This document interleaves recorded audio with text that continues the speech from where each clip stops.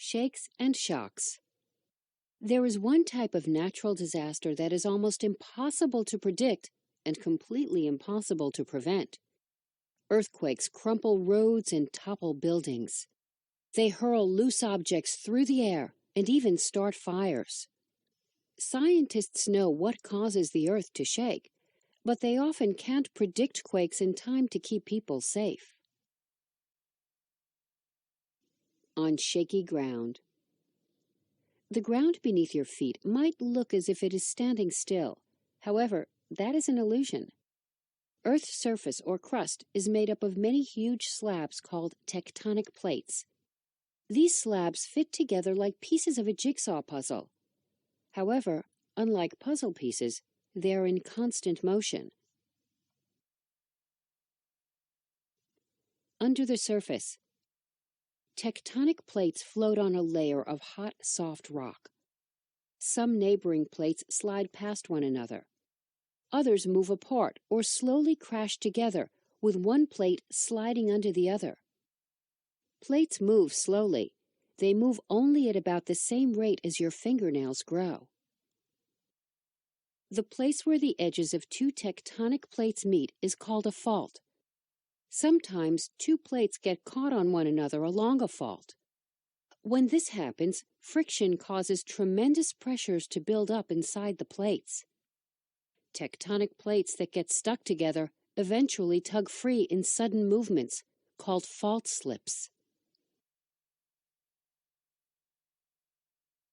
Slips and shocks. Fault slips can release enormous amounts of energy. The released energy travels through Earth as seismic waves. These waves can break even the hardest rock. When seismic waves reach Earth's surface, they make the ground shake and an earthquake occurs. The underground location where the earthquake starts is called the hypocenter.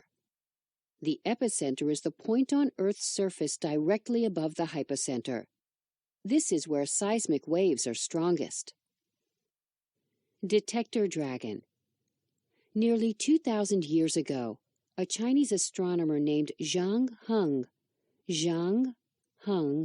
invented the world's first earthquake detector. It was a large bronze pot with dragon heads on it. Each dragon had a metal ball in its mouth. When the ground shook, one or more balls fell into the mouth of a metal toad below. The dragon with the empty mouth pointed in the direction of the earthquake.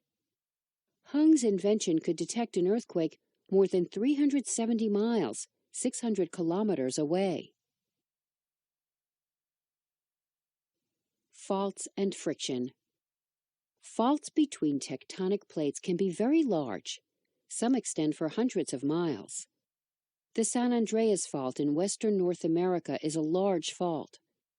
Other well-known large faults are the Nojima Fault in Japan and the North Anatolian Fault in Turkey. Not all faults are large, however. Any crack between shifting layers of rock is considered a fault.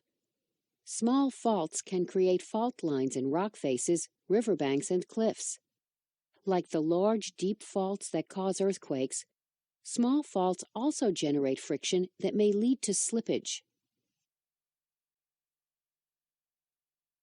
The Big Truth. Famous fault. The San Andreas Fault is about 600 miles, 970 kilometers long. It cuts vertically through California.